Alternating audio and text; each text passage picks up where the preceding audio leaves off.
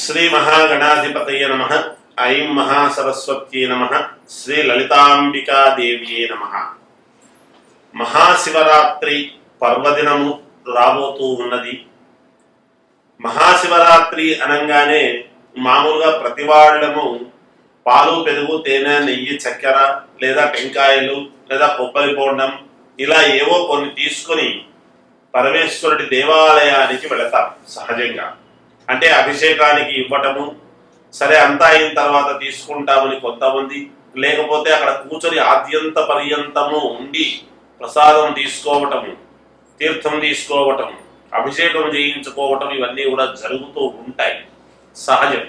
అయితే మనము 12 రాసుల వాళ్ళు కూడా ఏమి తీసుకువెళితే మనకు శీఘ్ర ఫలితాలు వస్తాయి, అది కూడా అందరికీ అనుకూలవంతమైనటువంటివి, చిన్నవాళ్ల దగ్గర నుండి పెద్దవాళ్ల వరకు అనుకూలమైనటువంటివి ఉండాలి. మరి అందరికీ చాలా ఈజీగా ఉండేటువంటివి ఉండాలి. ఈ రోజుల్లో ప్రతిదీ కూడా డబ్బుతో కూడినటువంటి పని. మరి పూర్వమంతా కూడా ఎలా చేసుకునేవాళ్ళు?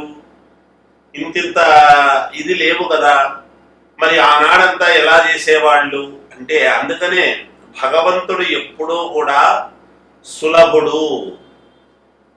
ఎవ్వరికైనా పరమేశ్వరుణ్ణి పరమేశ్వర అని పిలవంగానే పలికేటువంటి దయాళువు అని పేరు.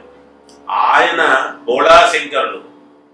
ఓం నమశివాయ అనేటువంటి శివ పంచాక్షరిని గనక మనం చదివినాము అంటే చాలు, పరమేశ్వరుడు ఎంతో తృప్తి చెందుతాడు అనేటువంటిది ఉన్నది.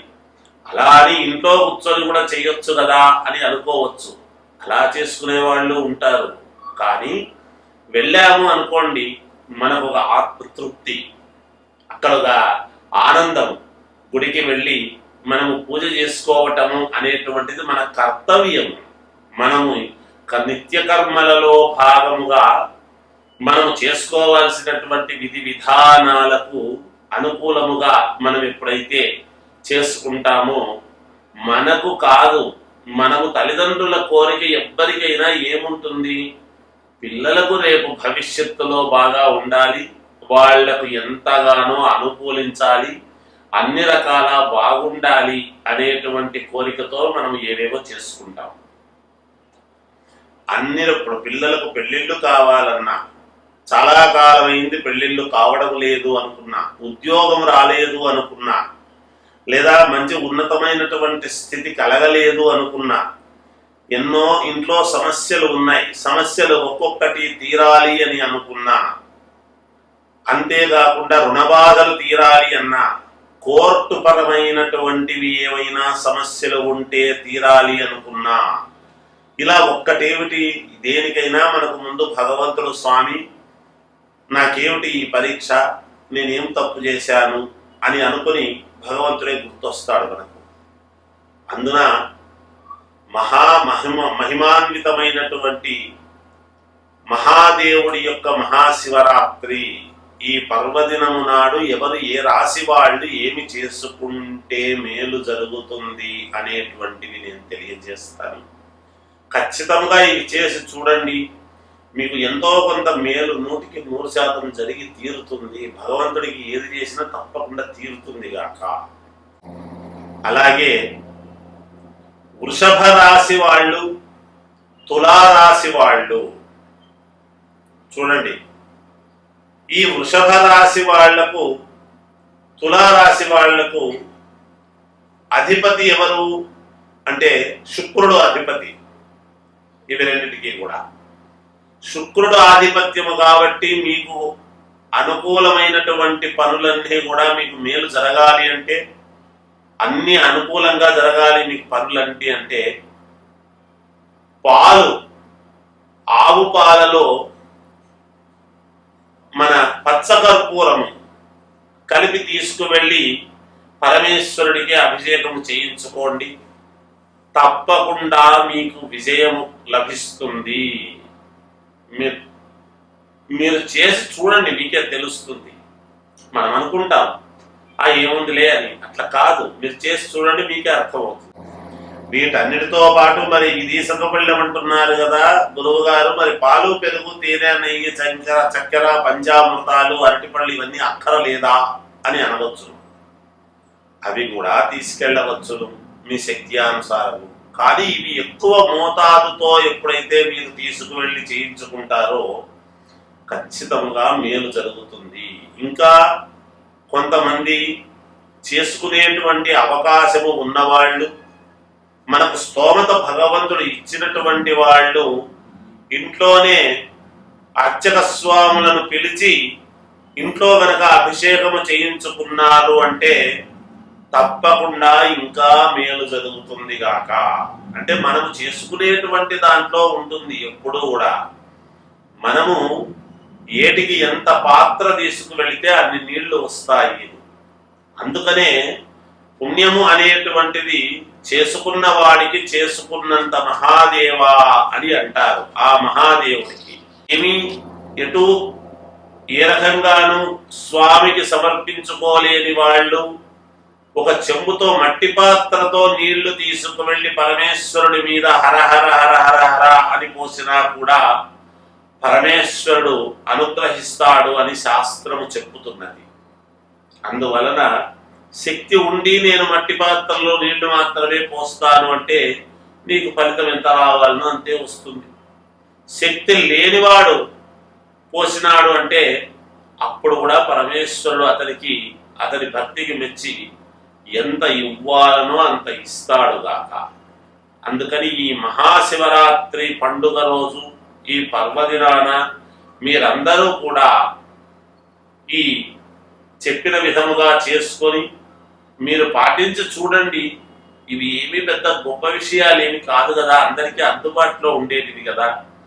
మనము కొంచెం శ్రద్ధ వహించి ఎప్పుడైతే చేసుకుంటామో ఖచ్చితముగా భగవంతుడు మీకు మేలు చేస్తాడు అనేటువంటిది తెలియజేస్తూ జయోస్తు. మహాశివరాత్రి రోజు ఉపవాసము ఉండాలి అని అనుకున్నా, ఉండాలి అంటే కూడా మనకు అదృష్టం అనేటువంటిది ఉండాలి. మొదట మనకు శరీరము అనుకూలించాలి. అలా అనుకూలించాలి అంటే పరమేశ్వరుడి యొక్క అనుగ్రహం ఉండాలి మన మీద.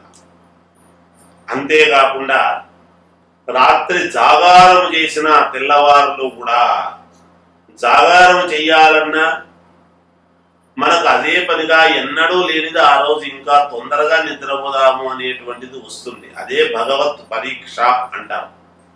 దీనికి వీడు తట్టుకుంటాడా లేదా, వీడు ఉండగలుగుతాడా లేదా అనేటువంటి భగవత్ పరీక్ష అప్పుడప్పుడు మనకు ఏమిరా ఈ పరీక్ష, నన్ను పరీక్షిస్తున్నావా తండ్రి అని మనం అనుకుంటాం, సహజం.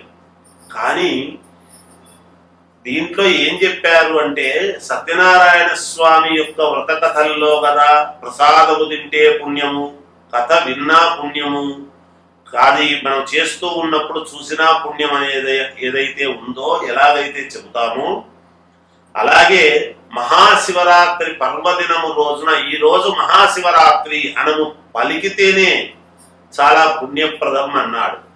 ఇంకా దేవాలయానికి వెళ్ళి ఆద్యంత పర్యంతము పూజ చేసుకుంటే, అభిషేకము చేసుకుంటే ఎంత పుణ్యము. ఇక ఉదయము నుంచి మరుసటి రోజు ఉదయము వరకు ఏకధాటిగా అభిషేకాలు అవి జరుగుతూ ఉంటాయి దేవాలయాలలో. అంటే మనం ఎప్పుడు ఉదయం స్నానం చేస్తాం చూడండి, ఉదయము మనం చేస్తూ ఉన్నప్పుడు అభిషేకం అనేటువంటిది జరుగుతుంది.